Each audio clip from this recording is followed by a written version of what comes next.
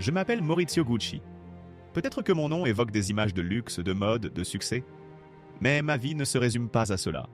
Mon histoire est une tragédie complexe. Un mélange de famille, de fortune, d'ambition et finalement de la violence qui a mis fin à tout. Je suis né en 1948, héritier d'une famille emblématique, les Gucci. Le nom de ma famille a été fondé par mon grand-père, Guccio Gucci, à Florence en 1921. Il a créé quelque chose de grand, une marque qui allait devenir synonyme de luxe, de raffinement et de prestige. C'est cet héritage que je devais porter, et en grandissant, j'ai ressenti la pression de suivre les traces de mon père, Rodolfo, et d'étendre l'empire familial. À l'âge adulte, j'ai rejoint l'entreprise familiale, mais l'ambiance à la maison n'était pas aussi idyllique qu'on pourrait le penser. Mon père, Rodolfo, m'avait éloigné des affaires pendant un moment, pensant que la mode n'était pas un secteur pour moi. Mais j'avais un rêve, une vision. J'étais déterminé à faire prospérer Gucci, à en faire quelque chose de plus grand, même si ça signifiait défier ceux qui m'entouraient. C'est alors que j'ai rencontré Patrizia Reggiani. Elle était belle, pleine de charme et d'ambition, et elle m'a capturé. Nous nous sommes mariés en 1972, et ensemble nous avons eu 2 filles. Mais cette union, qui semblait être un conte de fées croisés au départ, s'est rapidement transformée en un labyrinthe de conflits, d'ambition et de trahison. Patrizia voulait plus. Elle voulait contrôler Gucci, et elle l'a fait savoir. Elle ne se contentait pas de ma position. Elle voulait avoir son mot à dire dans l'avenir de l'entreprise. Elle voulait être au sommet. Mais le mariage entre Patrizia et moi n'était pas uniquement un terrain d'amour et de bonheur.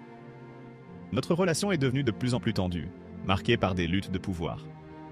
Elle voulait que je prenne certaines décisions, mais mes idées étaient indifférentes.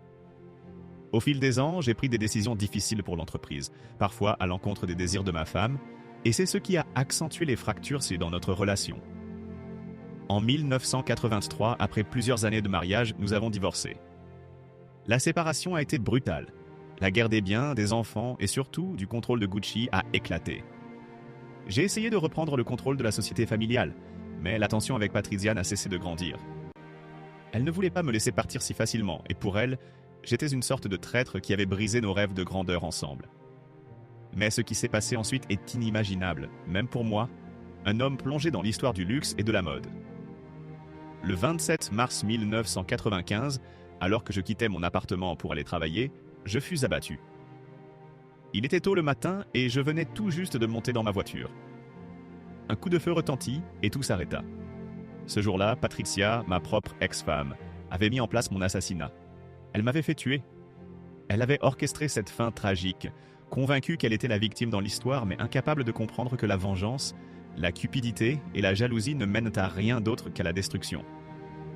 Je suis mort ce jour-là, mais l'histoire de ma famille de Gucci ne s'arrête pas là. Ma mort a marqué la fin d'une époque pour la maison Gucci. Les scandales, les luttes familiales et le procès qui a suivi ont attiré l'attention du monde entier. Patrizia a été condamnée pour ma mort, et tout cela a plongé Gucci dans une ère de transition. Aujourd'hui, lorsque vous portez un sac Gucci ou une paire de chaussures de la marque, vous êtes loin des drames qui se sont joués dans les coulisses de l'Empire. Mais derrière chaque produit de luxe, il y a une histoire de passion contrariée, de luttes internes et d'ambitions dévorantes. Je ne voulais pas que cela se termine ainsi, mais c'est ainsi que le destin a décidé de tracer ma route. Je suis Maurizio Gucci. Mon nom restera gravé dans l'histoire, mais mon assassinat a été l'un des derniers chapitres d'un empire de mode. Mon héritage, bien que brisé par la tragédie, continue de vivre à travers la marque. Mais la question demeure, qu'est-ce qui est vraiment plus important? Le luxe? La famille? Ou l'amour et la loyauté qui devraient être au cœur de tout?